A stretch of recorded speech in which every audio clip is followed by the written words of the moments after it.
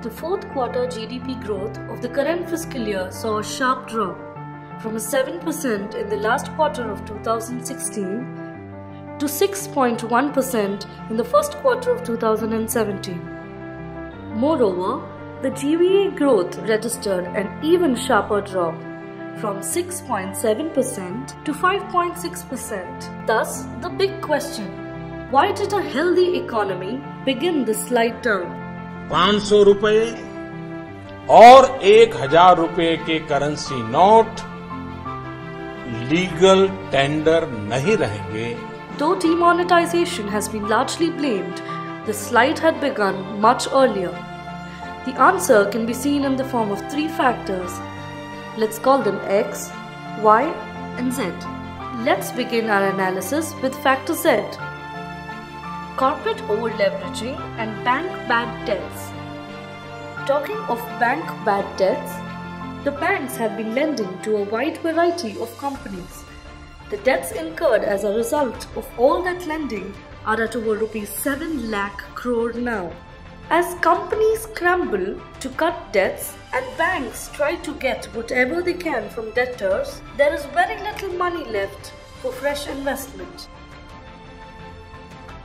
Moving on to the rate of gross capital formation, which shows that the level of investment in the economy should be above 40% for the economy to have achieved the optimum rate of economic growth. But in 2016-2017, it was at a measly 27.1% of GDP.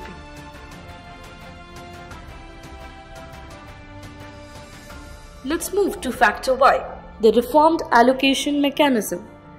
Post-Reformation, there is an increase in corporate spending as the new auction system introduced for the allocation of costly natural resources like spectrums and mines was an added burden to the corporates who had already invested large chunks of money for the same. Hence, the resources for new investments are crunched. The next, factor X, is the war on black money. Up to 2014, companies could easily move their black money into various projects and convert it into white. The first impediment came in the form of the black money, that is undisclosed foreign and common assets, and imposition of tax act. In 2016, RBI under Raghuram Rajan ruled that banks too have to disclose their bad loans. To top it, Modi launched the Income Disclosure Scheme. This was followed by an amendment to the Benami Transactions Prohibition Act. But the biggest of them all was the Big Bang decision of demonetization. Ever since, it's been very difficult for Indians to reroute their black money into domestic stocks.